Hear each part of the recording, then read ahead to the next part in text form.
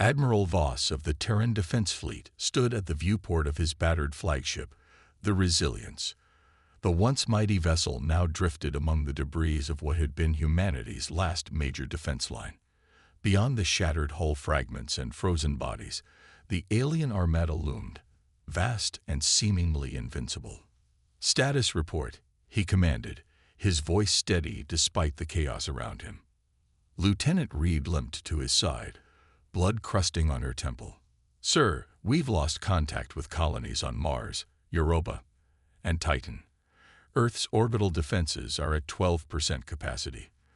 The Arcturus Coalition is demanding our unconditional surrender." The bridge fell silent. 6 months ago, the coalition of 7 alien species had appeared at the edge of Sol system, with technology centuries beyond humanity's reach. Their ultimatum had been simple: submit to assimilation or face extinction.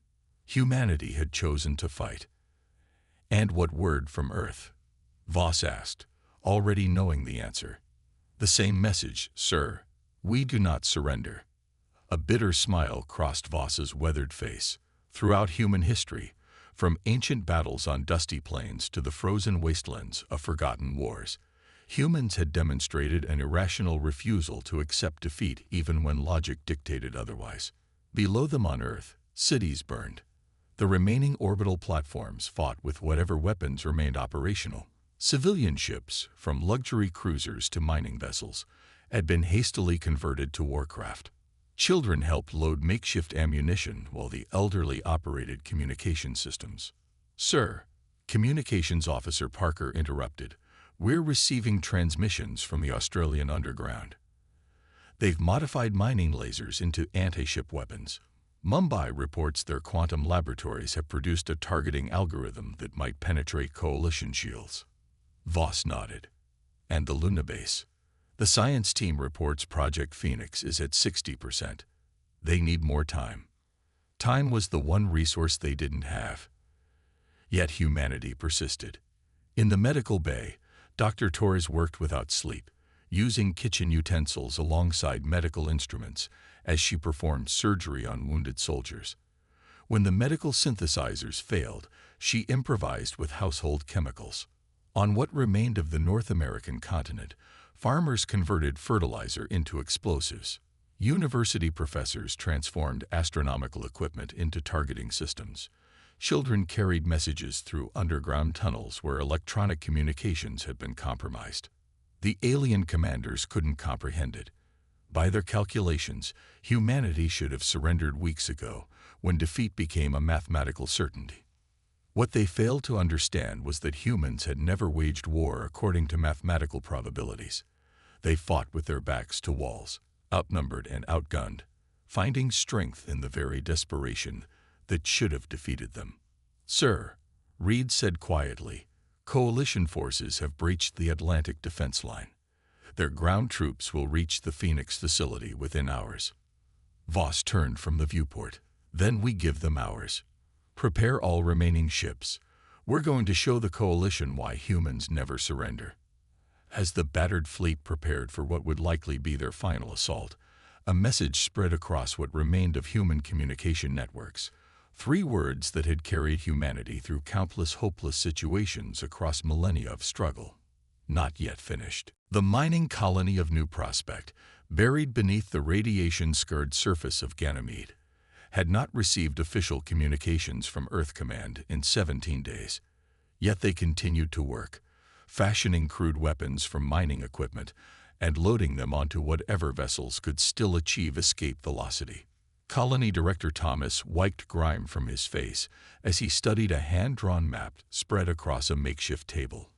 Around him stood representatives from every section of the colony: miners, engineers, teachers, and medics. None were soldiers by training, but all had become warriors by necessity. "The coalition doesn't know we exist," said Maria, the chief engineer. Her hands, once used for delicate calibrations of life support systems, now bore calluses from weapon assembly. "Their scans can't penetrate the natural radiation shield in the ice layer above us." "Which gives us one advantage," Thomas replied. "Surprise." The gathered colonists, once divided by petty politics and old Earth nationalities, now stood united. When food rationing had begun, those with more had shared with those who had less. When the hydroponics section was damaged, everyone had worked 30-hour shifts to repair it.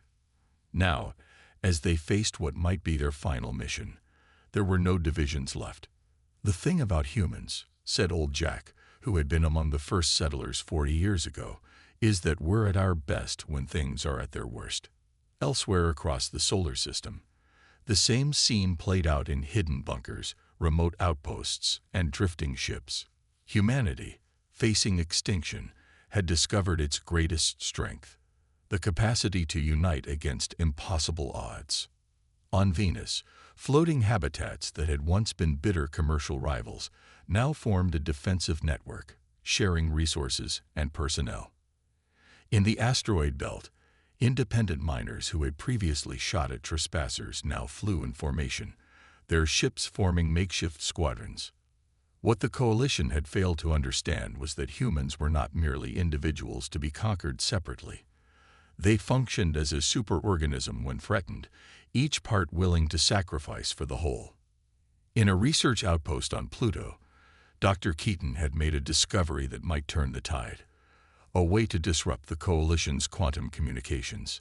The outpost had no way to transmit this information to Earth.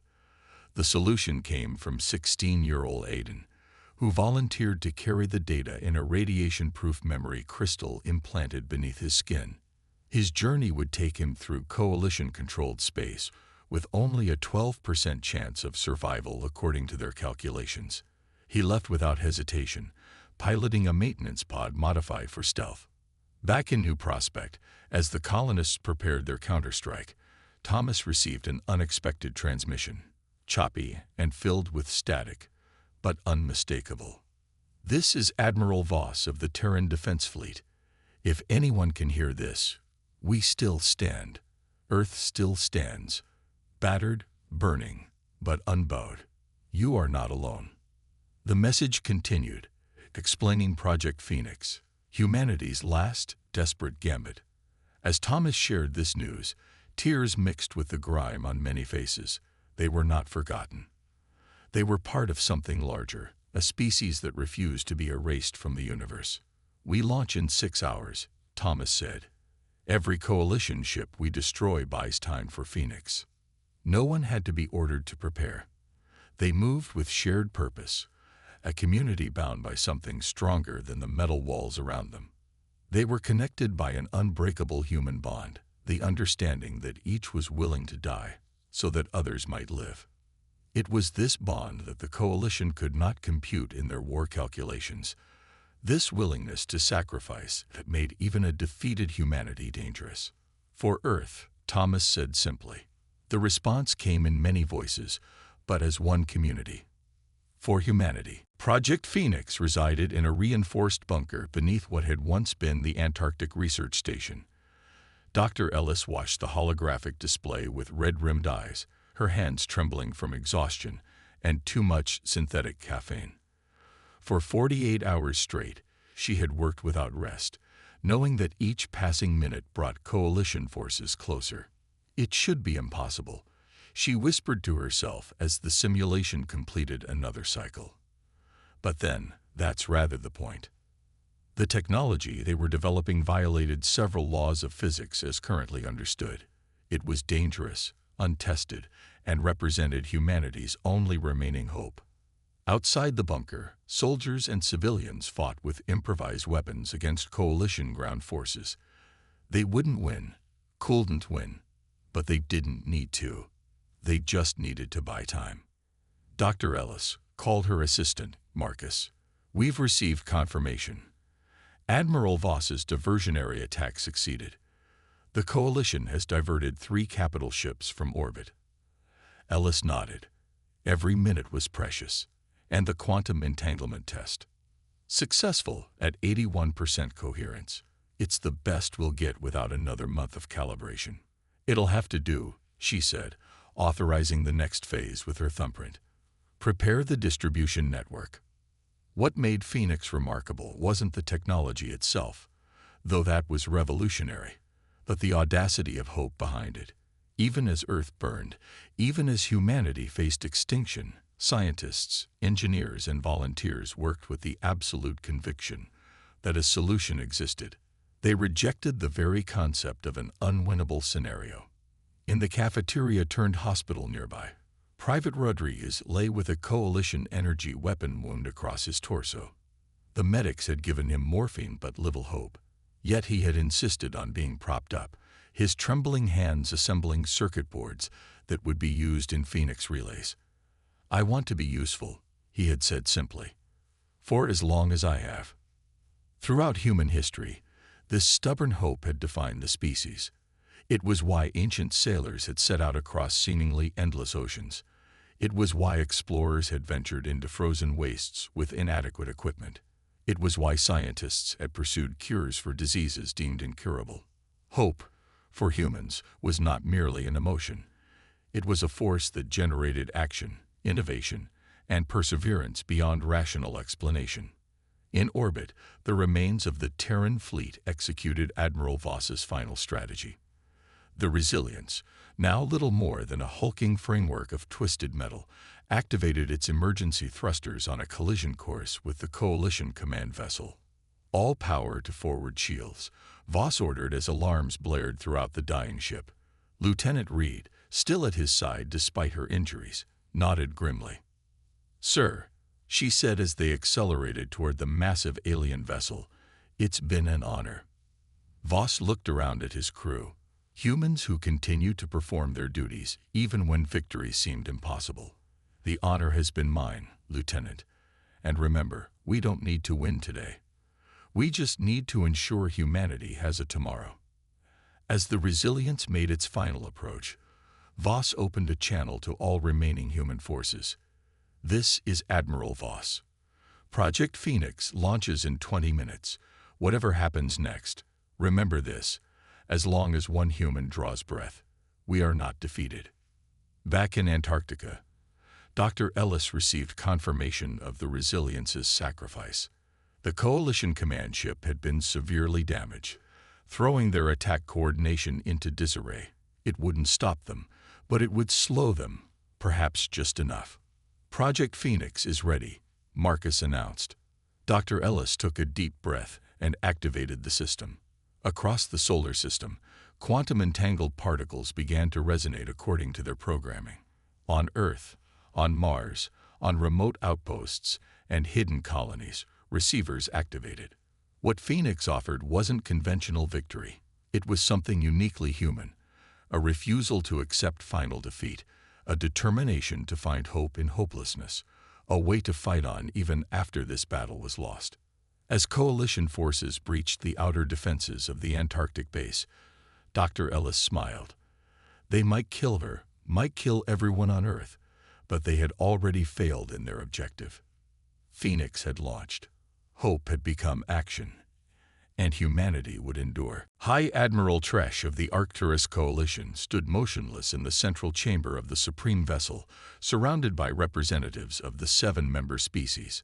The holographic display before them showed the charred remains of what had once been Earth. "The planet has been pacified," reported Sub-Commander Vroll, his tentacles twitching nervously. "Resistance has ceased in 92% of remaining population centers." Tresh's 4 eyes blinked in sequence, a sign of deep concern in his species, and the remaining 8%, fighting with primitive weapons, ineffective but persistent. An uncomfortable silence fell across the chamber. Victory over the humans had been achieved at a cost none had anticipated. The Coalition had lost 37 capital ships, over 200 support vessels, and nearly 40,000 ground troops, against a species that had barely begun interstellar travel. "We underestimated them," said Representative Mox, the oldest and most respected member of the Felian delegation. "Our models predicted surrender within 3 days of the initial assault. It has been 67. More concerning," added the Zentari scientist, "Eklos, is what we found in the Antarctic Research Facility." The hologram shifted to show the remains of Project Phoenix. This technology, it shouldn't have been possible with their level of development. Our preliminary analysis suggests they were attempting to create a quantum-entangled communication network that would function regardless of our interdiction measures. Did they succeed? Asked Tresh. Aklos hesitated. We are uncertain. The system activated before we could secure it. We detected quantum resonance patterns spreading throughout their solar system, but we cannot determine their purpose. The implications settled heavily on the assembled leaders. The humans had been defeated, yes, but they had fought with such unexpected ferocity and ingenuity that victory felt hollow. I propose a formal warning be issued to all spacefaring civilizations, said Mox suddenly. The chamber erupted in murmurs. Such a warning was unprecedented. What we witnessed here must be documented. Should humans ever return, other species must be prepared. After brief deliberation, the proposal was approved. Tresh himself would compose the warning, drawing from his direct observations of the conflict. As the chamber emptied, he remained, staring at the holographic image of the devastated Earth. 3 standard cycles later, the warning was transmitted across the galaxy. Official notice of the EARCTURUS coalition to all civilized species regarding humanity, Sol System, Orion Arm.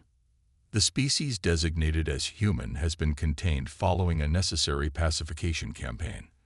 While technologically inferior, humans demonstrated unexpected and disturbing characteristics that warrant universal caution.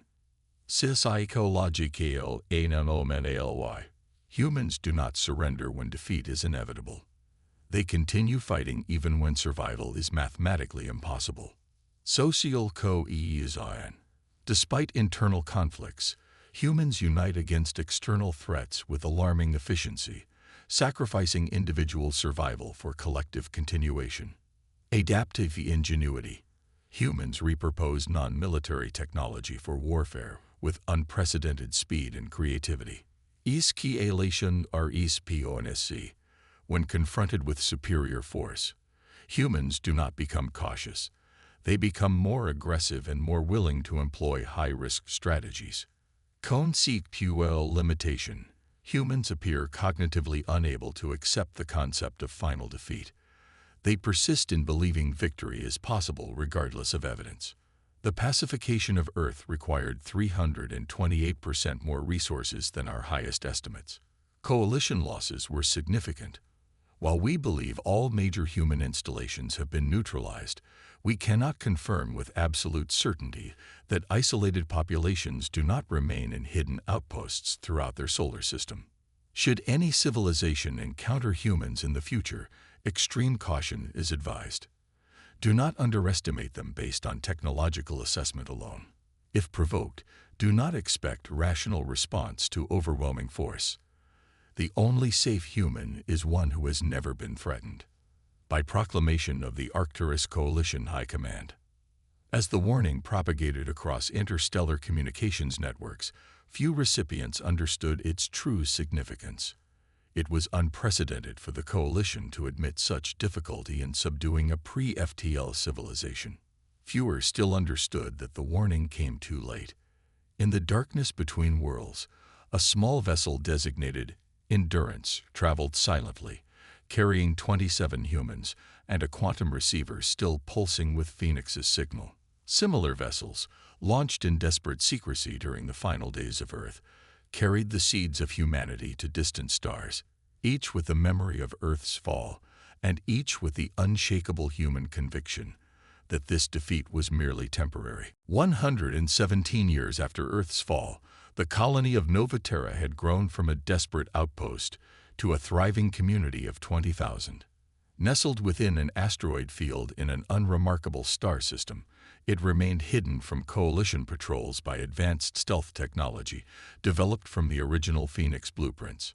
In the central memorial hall, Commander Jackson stood before assembled citizens on Remembrance Day. Behind him loomed a massive stone obelisk, names of lost Earth cities etched into its surface. My grandmother was 8 years old when she left Earth on the Endurance, he began, his voice echoing in the cavernous space. She remembered watching through a viewport as coalition bombardment turned night to day. She remembered her father's words as they broke atmosphere. "We carry Earth with us now." The assembled colonists, many third generation, born among the stars, listened in solemn silence. They had never seen Earth, never felt natural gravity or unfiltered sunlight, yet Earth's legacy burned within them. "Today, we remember what was lost," Jackson continued, "but we also acknowledge what was found. The truth about human nature revealed in our darkest hour. We discovered our unwavering resolve." Novaterra was just one of 17 human colonies established after Earth's fall. Each had grown independently, developing specialized technologies and adaptations for their environments. Each preserved the knowledge saved during the Exodus, adding to it with new discoveries. Most significantly, each colony had dedicated substantial resources to military preparation, training generations in the art of asymmetric warfare against technologically superior enemies. Humans had always been shaped by adversity. The harsh crucible of Earth's fall had merely intensified this evolutionary pressure, producing a species even more resilient, more resourceful, and more unified in purpose than before. In a secured chamber beneath the Memorial Hall, the Novaterra Council convened after the ceremony. Representatives from all 17 colonies attended via quantum-entangled communication, a perfected version of Project Phoenix that allowed instantaneous, undetectable coordination across vast distances. "The Coalition believes us extinct," said Representative Diaz of Avalon Colony. "Their patrols in the Orion Arm have decreased by 64% over the past decade." "And our technological progress?" asked Elder Matteo of Novaterra. "Accelerating," replied Dr. Hayes, head of Novaterra's research division. She gestured, activating a holographic display showing a sleek vessel of unfamiliar design. "The Vindication class incorporates reverse-engineered Coalition technology with our own innovations. It matches or exceeds Coalition capabilities in most metrics." Quiet murmurs filled the chamber. For over a century, humanity had rebuilt from ashes, turning refugee outposts into fortresses, preserving knowledge while developing new technologies born from necessity and the burning desire to reclaim their homeworld. "We are approaching the moment of decision," Jackson said, silencing the room. "Our simulations indicate we now have a 72% probability of success in direct conflict. The question before this council is simple. Do we strike now, or continue to build our strength in secret?" The debate lasted hours, passionate but disciplined. These leaders carried the weight of humanity's future, a responsibility that tempered emotion with strategic calculation. In the end, they reached consensus. Humanity would wait 10 more years, allowing the final preparations to complete. The counterattack would not be launched prematurely, no matter how strong the desire for vengeance. This patience, this ability to channel resolve into disciplined, generational planning, represented humanity's evolution. The species that had refused to surrender had learned to channel its determination into calculated, methodical preparation. As the council adjourned, Jackson remained alone in the chamber, studying the tactical displays. The humans who would reclaim Earth would not be the same humans who had lost it. They would be more united, more technologically advanced, and carrying a legacy forged in fire. That legacy was simple. Humanity's unwavering resolve could not be broken by defeat. It was only strengthened by it. 243 years after Earth's fall, Fleet Admiral Jackson stood on the bridge of the Retribution, flagship of the Human Liberation Fleet. Around him, officers monitored systems with quiet efficiency as the massive vessel decelerated from FTL at the edge of Sol system. Jackson, great-grandson of Commander Jackson of Novaterra, felt the weight of history on his shoulders. For generations, humanity had prepared for this moment, building their strength in secret, developing technologies that had progressed far beyond what the Coalition had deemed possible for their primitive species. "Status report," he ordered, his voice steady despite the emotion churning beneath his professional demeanor. "All vessels accounted for, Admiral," responded Captain Rivera. 97 ships. Combat ready. Quantum communications network stable. Stealth systems operating at optimal capacity. Jackson nodded. The fleet represented the combined efforts of all human colonies, now numbering 34, with a total population approaching 7 million. Each colony had contributed ships, personnel, or specialized technology to this unprecedented undertaking. Begin passive scanning of coalition defenses, he commanded.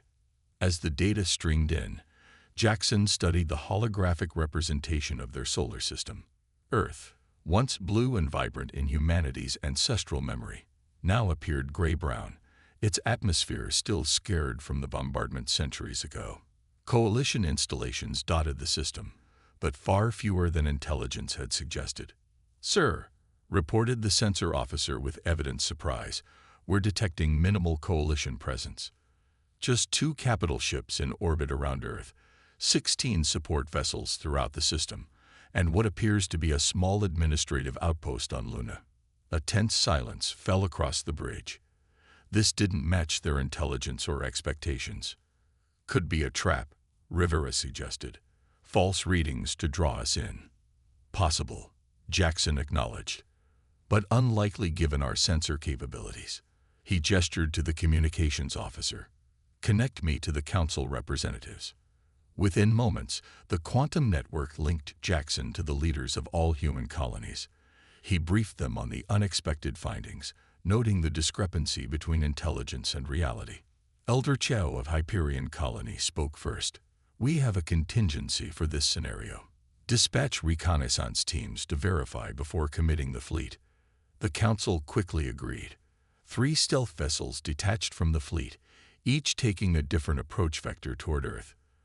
They would provide visual confirmation and additional sensor data before the main force advanced. As they waited, Jackson reviewed centuries of human history since the fall. The desperate flight from Earth, the struggle to establish colonies, the preservation of knowledge, and the generational commitment to reclaiming their homeworld. What had begun as a refugee crisis had evolved into an interstellar civilization, united by common purpose. "Admiral," the communications officer interrupted his thoughts. "Recon Team Alpha is transmitting. Visual feed coming through." The bridge view screen activated, showing real-time footage of Earth's orbit. The coalition ships were indeed present, but they appeared neglected. Their hulls showed signs of disrepair, their energy signatures fluctuating inefficiently. "What are we seeing?" Jackson wondered aloud. The answer came hours later, after all reconnaissance teams reported similar findings and a stealth team infiltrated the Luna outpost. The intelligence officer's face was solemn as she delivered the report. "Sir, the coalition, it no longer exists. At least, not as the unified force that attacked Earth.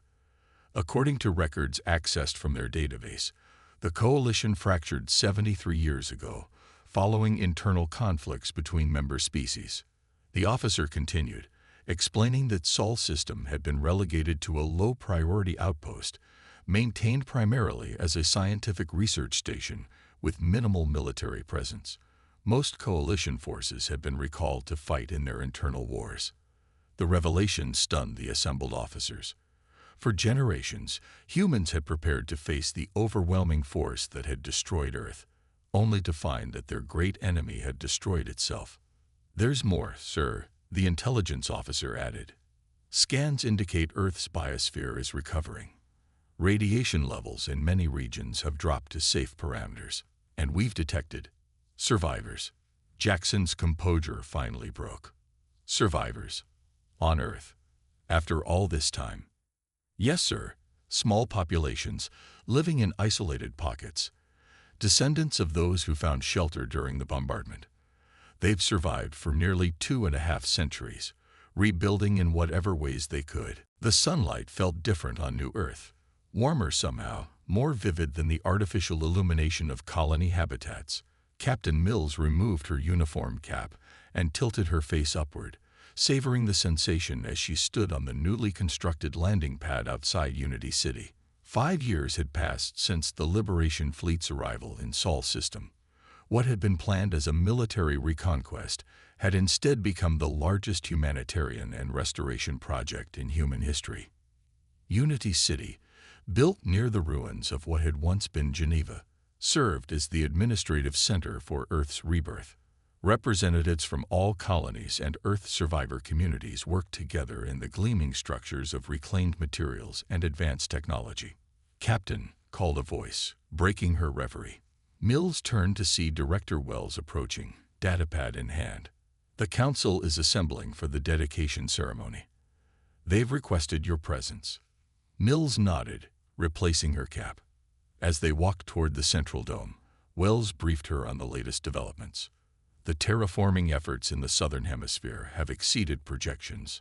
Radiation levels are now within safe parameters across 83% of the planet's surface. The genetic restoration program has successfully reintroduced 27 extinct species with another 40 in development." "And the Coalition outpost personnel?" Mills asked.